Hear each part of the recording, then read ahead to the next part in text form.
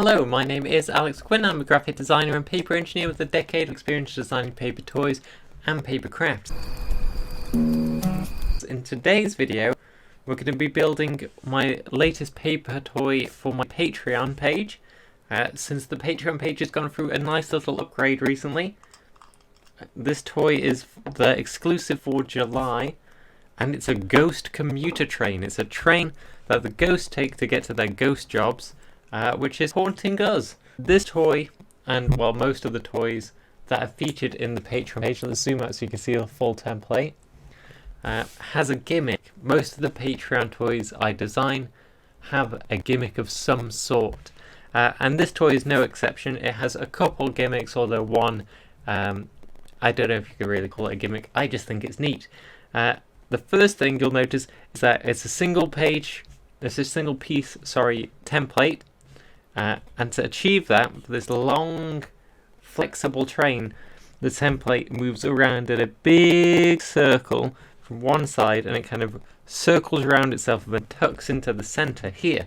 So it kind of spirals around itself, which I think is just a neat way of making something go from kind of compact when it's flat on the page to long and thin and wild when it's built. It's been getting a text probably from a client that's driving me mad recently.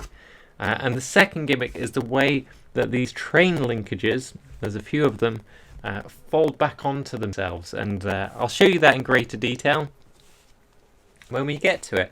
But they basically fold back onto themselves in a way that not only allows this kind of compact template to work in the first place, but it kind of folds back onto itself so that when it's flat, they're kind of compacted down here, so they don't take up much room, but when they fold up, they end up making this long, streamlined design. I've already pre-cut and pre-scored the template because I think cutting and scoring doesn't make for very entertaining videos, and so we're just going to glue it together. I'm using standard PVA glue and a really cheap brush as always, because that's what I like to do. But before I start gluing and getting ahead of myself, let's fold everything up. I'm one fold in and I've already found something that I forgot to score. Oh, did you see that? I just stabbed the page. I stabbed the table. I'm always so careless with my craft knives. I've injured myself with craft knives more times than I care to count. One of the worst injuries I ever had whilst paper crafting, I dropped a craft knife onto my foot and it is stuck in my foot and pointed straight up, and I had to pull it out, and it was only a standard craft knife, so like what, half an inch, but it was really in there, and I had to just kind of pull it out. Oh, it was awful. And I didn't have any plasters or anything at the time because I'd just moved out. So I didn't have like a first aid kit or anything, so I got a sock and bundled it up and then put another sock on top of that sock, like on my foot, to hold the sock in place, and then threw all the socks out.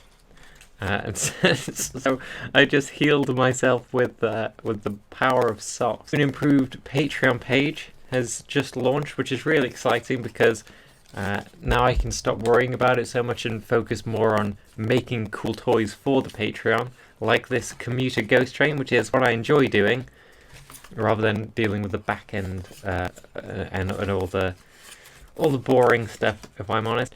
So the new Patreon, the way it works is for $5 a month, you get access to my latest 8 exclusive paper crafts. Oh no, I've not cut all the way through the page here. So you get access to the last 8 exclusive supporter toys I designed. I'll put an image of the 8 you can currently get up on screen. And then what happens is every month I design a new exclusive toy, and then that kicks the old one off of the exclusive list, so I can do what I want with it. I might make some available for free, but I doubt it, if I'm honest, because they're Patreon kind of supporter exclusives. They might end up on my online shop, and they might end up reprinted in books or something like that. But for $5 a month, you get 8 toys that you otherwise wouldn't have access to, a new toy every month, and I'm adding a bunch. I'm trying to add 4 more toys for $1 or £1 Patreon, sorry. So that way, even if you just want to throw me a buck, at least you're getting something for it, because I think that would be nice. This is different from the way the Patreon used to work, where every month there was a new toy, and then it would come that month, and after that month it was gone.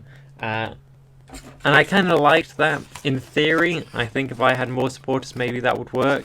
Because it's kind of like oh, you're going to miss it. You better become a Patreon right now, or you're going to miss out on this really cool toy of whatever this thing's a toy of.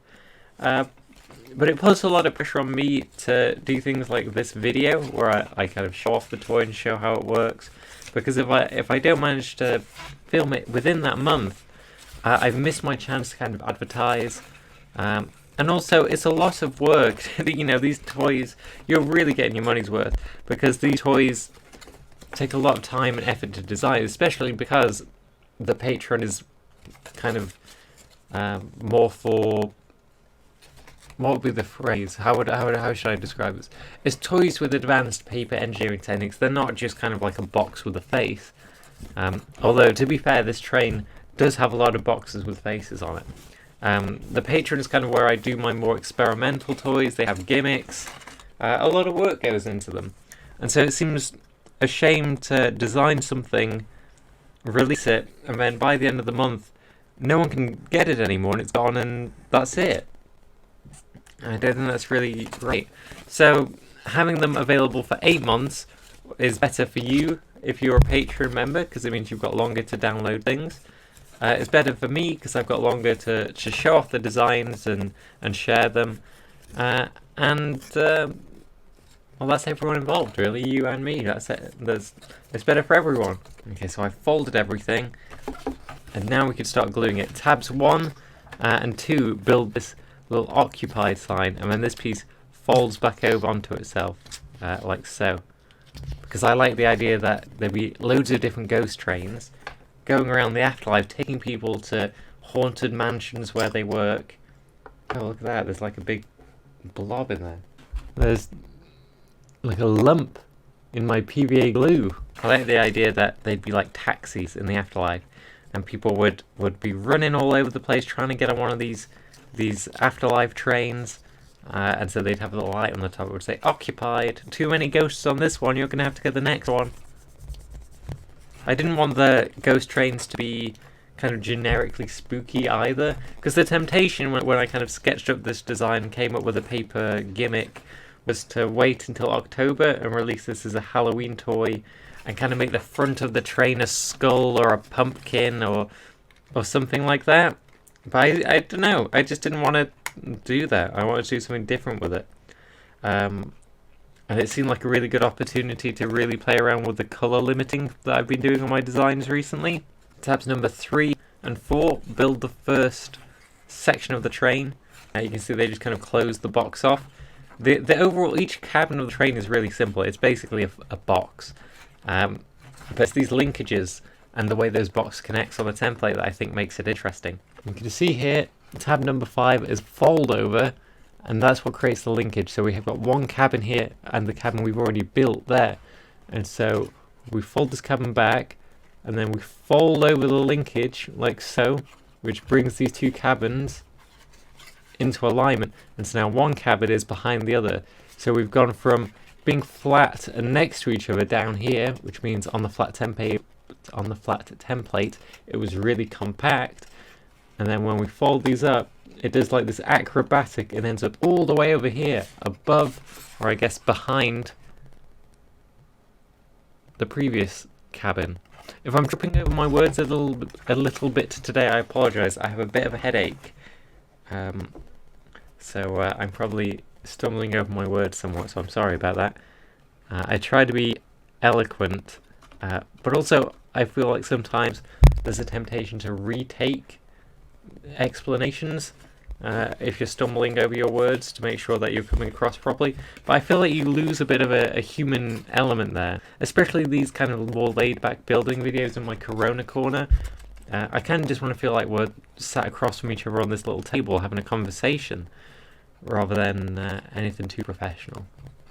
Okay, so with that linkage built, we move on to the next cabin, and this pretty much is the formula for this design. We go from one cabin, build it, onto the linkage, fold it over to align it, onto the next cabin, fold it together, onto the next linkage, and so on until we've built the whole train. And that's what tabs 6 and 7 do. They build the next carriage. And you'll notice here, tab 6 only takes up half of this tab, which might seem a bit weird. You think, why should I put glue on the bottom? But no, because when we go to connect this piece to the face, sorry, it's a bit awkward to do this on camera. When we connect it, you'll see that this bottom section down here, it has its own texture.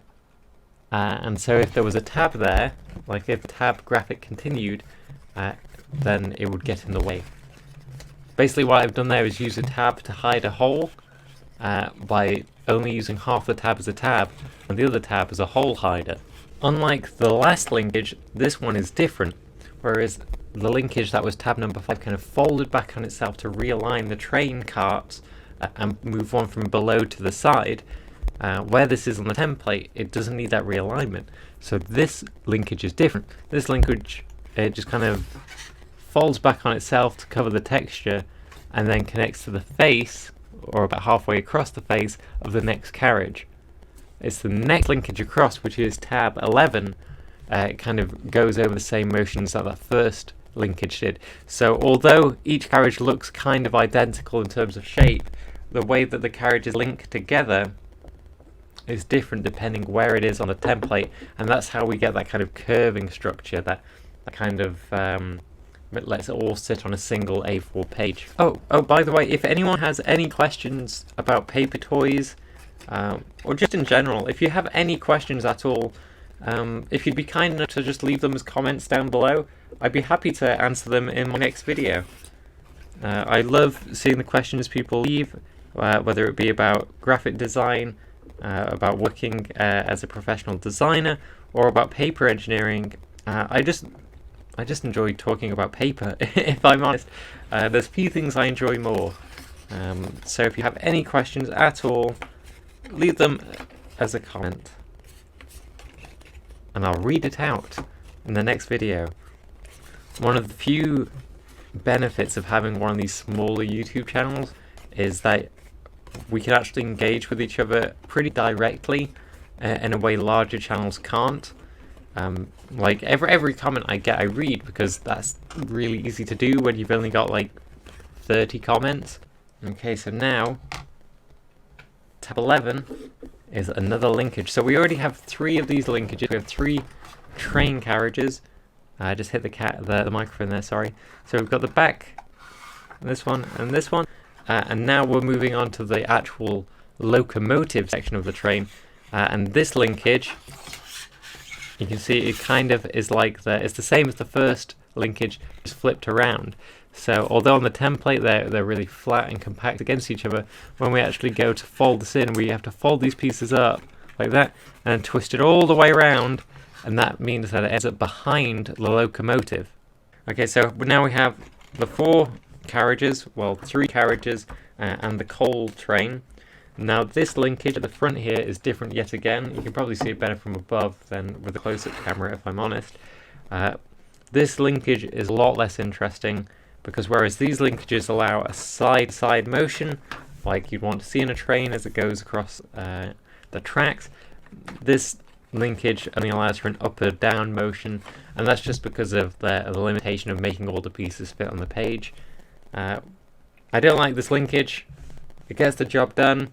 I bet if I hadn't mentioned this, you probably wouldn't have noticed, because it fits in with the design.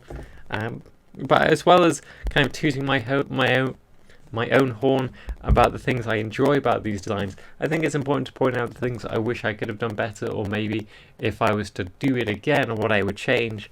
And with this design, this front linkage is the thing that I'm not as happy with. Now that we're just doing the last few tabs on the front of the locomotive section, I thought I'd talk about the kind of texture on this model, because there's so much going on throughout the design, and just talk about why I've been doing color limiting recently, which is what you see in this design, where it's kind of it almost looks like a video game sprite in the way color is used. I only use a certain amount of colors, and then there's specific palettes that are used. I don't really stray away from them. One of my big inspirations when it comes to design is play sets, like 90s plastic play sets. That's not something I really talked about. Things like Teenage Mutant Ninja Turtles play sets, things like Mighty Max. Because of the way they had to use color, a lot of their detail was sculpted in, and then different sections were one solid color. And so what you'd end up with was these really strong silhouettes in terms of design. Like if it was a Mighty Max playset, for example, it might be a lizard would be sculpted into the ground, and so the only way it would be different from the surrounding architecture would be the sculpt. But then next to that there might be a castle wall, and that would also just be sculpted detail, but it would use a different color of plastic. And so I think that kind of technique when it comes to design, although it was forged through limitation, like most limitation is bred, or it breeds what am I trying to say? Sorry. I'm trying to say that limitation breeds innovation. And with the limitations imposed on people designing those playsets led to the innovation of really strong silhouettes with specific picked out detail in sculpt. And now in paper toys we can't really do sculpted detail because there's no sculpt, it's all flat. But I like the idea kind of caused by that, where we can have strong elements silhouetted, and the thing that makes them silhouetted is just that they uses a different color palette to the rest of the design. However, if we kind of blur our eyes and simplify this design, there's still just three colors really. There's this light green, there's this black section, and then there's a dark green. And so if we were to remove all the detail from this, all the highlights, it would still have strong silhouettes like these. Let's flip this around so you can see. In fact, let's go through it one at a time. At the back here, we have the first character has these boarded up windows, which is like a strong silhouette. It's got a ghost in the window, and then it has this pipe up the side to the top and an occupied sign. Whereas on the other side, we have a ghost who's doing some watering can stuff. They're watering their plants. And it has this wooden door with a wooden texture. And then the next cart, what do we have on that? We've got two windows, but we've got this kind of Teenage Mutant Ninja Turtle inspired almost kind of sewer pipe going up to a cooling unit on the top. Whereas on the other side we have a jailed up window. Oh no, what's this fella done? Why is this fella kind of locked away? And then we have a ladder on this section leading up to the top with a closed window, and an Easter egg on the other side of Trevor's little meat boy. Anyone who knows who this character is, kudos for you, you're on the inside joke. And then that leads to the front of the design, which again has this kind of strong elements, like more industrial sections are picked out in this darker green color palette. So the front, the chimney section, these pipes leading up to the front, and then the roof. And then at the bottom of the train, throughout the whole thing, we have this unifying section with the wheels and tracks and linkages all being in this kind of dark grey and black. And that's it. That's Commuter Ghost Train. I hope I, despite tripping over my words, managed to convey what I was trying to convey in this video. Hopefully I interested you in this design. Patreons will have access, or Patreon supporters I should say, have access to this design for 7 more months. So if you're not a patron already, you can sign up. Look, you want to know how to get one over on me, you want to be a sneaky consumer, you can sign up for Patreon for $5, download all 8 designs that are currently available, and then just leave. You can just stop being a patron, and then in 8 months time sign up and do it again. I don't mind. That's that. If you want to be really sneaky, save a pretty penny, that's one way you could do it. I mean, obviously I'd prefer if you were just Patreon every month, or release a new toy every month, whatever, but I'm just saying I won't be angry if you do that. I'll have probably edited up some pictures of this model built. It's a nice little toy. Do you want a sneak preview of what next month's toy is? Alright, since you've since you've asked so nicely, I'll be right back. I'll go get a sneak preview. I'm wearing my pajamas. This is the sneak peek of next month's toy. I'm not going to show you too much of it, so I'll be careful on what I show you, but we've got the front view. Ooh, what could that be, I wonder? And you'll have to find out at the start of next month, so you'll have to wait 5 whole more days. Alright, thank you for watching this video, and I hope you have a very nice day. And if you're folding up any paper toys, tweet them at me. Even if I didn't design them, I'd love to see what everyone is building. Alright, take care, goodbye.